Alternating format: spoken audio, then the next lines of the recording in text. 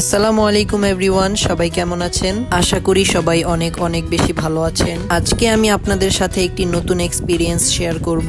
দই খেতে আমরা কম বেশি সবাই পছন্দ করি এবং যেহেতু এখন গরমের সিজন চলছে, সেক্ষেত্রে ঠান্ডা দইটা আমাদের সবারই অনেক পছন্দের। সেক্ষেত্রে কিভাবে এই গরমে ঘরে বসেই নিজের হাতে হোমমেড দই তৈরি করা যায় সেই রেসিপিটা আমি আপনাদের সাথে শেয়ার করব। সো আপনারা দেখতে পাচ্ছেন আমি এখানে একটি পাতিলের মধ্যে কিছু চিনি নিয়ে নিয়েছি এবং এই চিনিটাকে হালকা তাপের মধ্যে ভালোভাবে গলিয়ে নিতে হবে এবং এর কারণটা আমি আপনাদেরকে পরে জানাচ্ছি। সো হালকা তাপের মধ্যে এই চিনিগুলোকে প্রায় 5 থেকে 7 মিনিটের মতো ভালোভাবে গলিয়ে নিতে হবে। সো দেখতে পাচ্ছেন আমি এখানে চিনিগুলো দিয়ে কিন্তু ক্যারামেল তৈরি করে নিয়েছি। তারপর আমি এখানে ঘন করে জাল দেওয়া 1 লিটার দুধ দিয়ে দিলাম। দুধটা ঘন করে জাল দেওয়ার পরে আমি ঠান্ডা করে নিয়েছিলাম। তারপর আমি এর মধ্যে হাফ কাপ পাউডার দুধ ব্যবহার করেছি। শুরুতে আমি যে চিনির ক্যারামেলটা তৈরি করেছিলাম সেটা হচ্ছে আমার দইয়ের কালারটা আনার জন্য।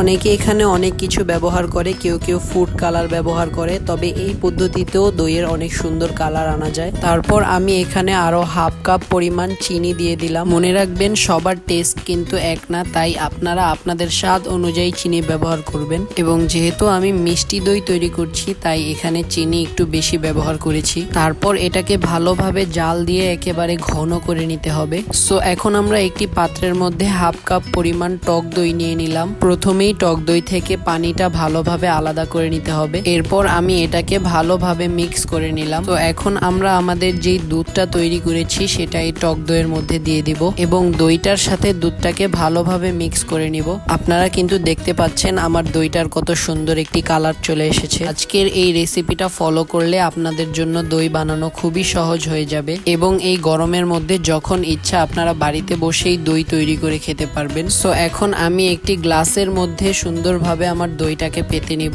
আপনারা চাইলে কোনো বাটি অথবা কোনো পাত্রের মধ্যেও দইটাকে পাততে পারেন এবং মনে রাখতে হবে যেই পাত্রেই আপনি আপনার দইটাকে রাখবেন সেই পাত্রে রাখার পরে আর দইটাকে নাড়াচাড়া করা যাবে না। তারপর আমি একটি ঢাকনার মাধ্যমে দইটাকে ঢেকে নিব। সো এখানে কিন্তু আমার মিষ্টি দইটা অলমোস্ট রেডি হয়ে গেছে এবং অবশিষ্ট দইগুলোকে আমি একটি গ্লাসের মধ্যে নিয়ে নিব। রেসিপিটা আপনাদের কাছে কেমন লেগেছে অবশ্যই একটি কমেন্ট করে জানিয়ে দিবেন এবং কোথাও যদি কোনো ভুল হয়ে থাকে অবশ্যই সেটাও জানিয়ে দিবেন। তারপর আমি একটি গরম জায়গায় দইয়ের পাত্র দুইটাকে রেখে একটি মোটা কাপড়ের মাধ্যমে ঢেকে দিব এবং 8-9 ঘন্টার জন্য এটাকে এভাবেই রেখে দিব। তো দেখতে পাচ্ছেন কত সুন্দরভাবে আমাদের দইটা তৈরি হয়ে গেছে। তবে একটা দুঃখের বিষয় হচ্ছে জালটা একটু কম হওয়ার কারণে আমাদের দইটা পুরোপুরি জমেনি। তবে এটা টেস্টের বিষয়ে তো আমার কিছু বলার নেই, অসাধারণ টেস্ট হয়েছে এটার এবং আমার ফ্যামিলি মেম্বাররা খুবই পছন্দ করেছে দইটা। সো ভিডিওটি ভালো লেগে থাকলে চ্যানেলটি সাবস্ক্রাইব করে পাশে থাকা বেল আইকনটিতে প্রেস করে রাখবেন। আল্লাহ হাফেজ।